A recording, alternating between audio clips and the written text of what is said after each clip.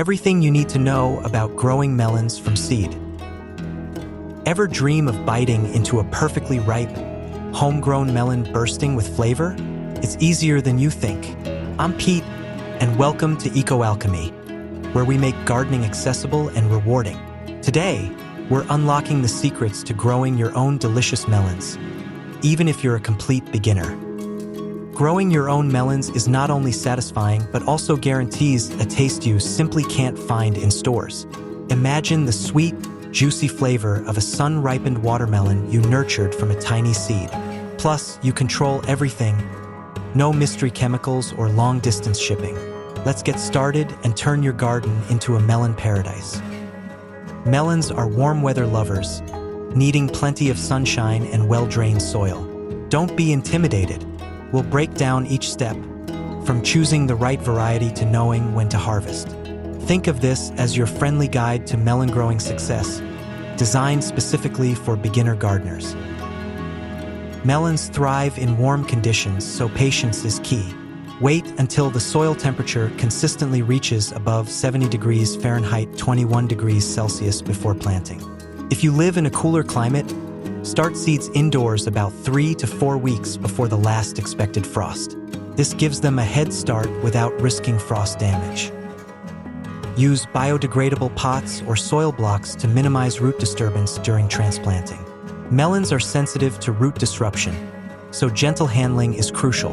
Sow seeds about an inch deep and keep the soil consistently moist but not soggy. A warm, sunny windowsill is the perfect spot for germination. Melons are heavy feeders, so rich, well-draining soil is essential. Before planting, amend your garden bed with plenty of compost. This adds nutrients and improves soil structure. A balanced organic fertilizer, such as a 4-4-4 or 5-5-5 blend, provides a good foundation for growth. Consider adding aged manure, worm castings, or bone meal to further enrich the soil. These amendments provide essential nutrients like phosphorus and calcium, which are vital for fruit development. Aim for a slightly acidic to neutral soil pH, around 6.0 to 7.0, for optimal melon growth. Melon vines need ample space to spread, so proper spacing is crucial. Depending on the variety, vines can stretch 6 to 10 feet or more. Give each plant at least 3 feet of space in all directions to ensure good airflow and prevent overcrowding. If you have limited space, consider vertical trellising for smaller melon varieties like cantaloupes.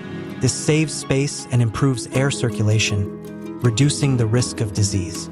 Just be sure to provide adequate support for the developing fruits with slings or netting. Consistent moisture is vital, especially during germination and early vine growth. Water deeply and regularly, ensuring the soil remains consistently moist but not waterlogged. Once the fruits start developing, reduce watering slightly to concentrate the sugars and enhance flavor. Water at the base of the plants to avoid wetting the leaves, which can lead to fungal diseases. Deep watering once or twice a week is usually sufficient, depending on weather conditions. Mulching around the plants helps retain moisture and suppress weeds.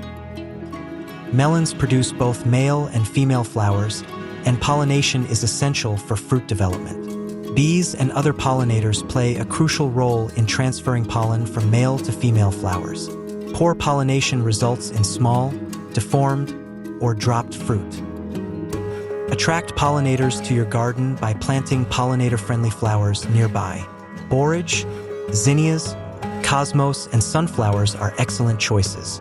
You can also hand pollinate by using a small brush to transfer pollen from the male to the female flower.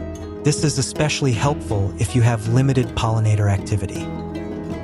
Vertical trellising is a great option for smaller melon varieties like Minnesota Midget or Charentais.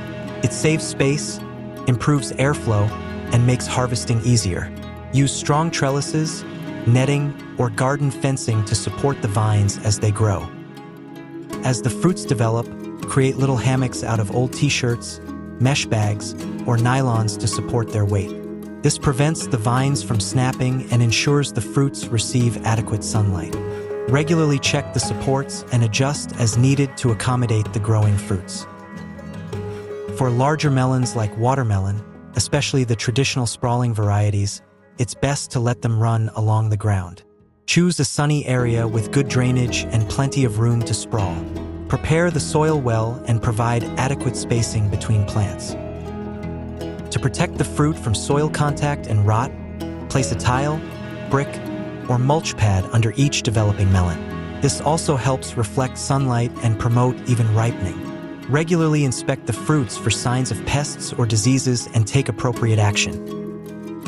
Melons are susceptible to a few common problems, but don't worry, they're manageable. Powdery mildew, which appears as a white powder on leaves, is a common issue. Improve airflow by spacing plants properly and pruning excess foliage. A diluted milk spray or neem oil can help control it organically.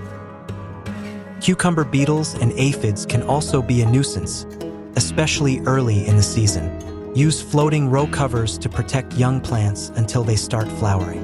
Interplanting with basil or nasturtiums may help deter pests. If needed, spray with neem oil or insecticidal soap. Knowing when to harvest is the trickiest part, but here are some helpful cues. Cantaloupes.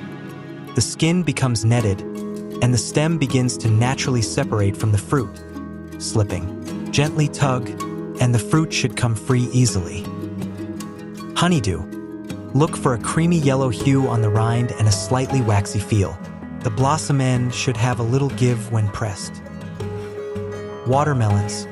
Check the tendril closest to the fruit. When it turns brown and dries up, the melon is likely ripe. You can also tap it. A deep, hollow sound is a good sign. When harvesting, use pruners or a sharp knife to cut the melon from the vine cleanly. Avoid twisting or yanking, as this can damage the plant and reduce future yields. Handle the melons carefully to prevent bruising. Store your harvested melons in a cool, dry place. Cantaloupes and honeydews can be stored for a few days at room temperature or in the refrigerator. Watermelons can be stored for a week or two in a cool, dry place. There's a whole world of melons to explore. Here are some excellent types for home gardens. Cantaloupe, Minnesota Midget, Hale's Best, Athena. Honeydew, Green Flesh, Orange Dew, Temptation. Watermelon, Sugar Baby, Crimson Sweet, Moon and Stars. Specialty, Charentais, Gallia, and even Kawano horned melon, if you want something exotic. Experiment with different varieties to find your favorites. Consider your local climate, growing space, and personal preferences when making your selection. Don't be afraid to try something new. Growing melons at home requires a bit of effort, but the reward is well worth it. With warm weather, rich soil, strong pollination, and the right harvest timing, you'll enjoy sweet, juicy fruit that tastes nothing like the store-bought kind. You'll know it's homegrown from the first bite. Now that we've wrapped up our melon deep dive, we'll head back into real-time spring topics in the next episode, talking about direct sowing strategies for crops that are best started right in the garden. And then we'll jump into another plant mini-series episode right after that. Let me know in the comments, what's your favorite melon to grow or eat? Have you tried vertical melon growing or had issues with pests? I'd love to hear how your melon patch has gone in the past. Your experiences can help other beginner gardeners learn and grow. If you found this helpful, be sure to like, share, and subscribe so you don't miss the next growing guide. Start planning your melon garden today. Research different varieties, prepare your soil, and get ready to enjoy the sweet taste of homegrown melons. Till next time, keep your hands dirty and your hearts in the garden.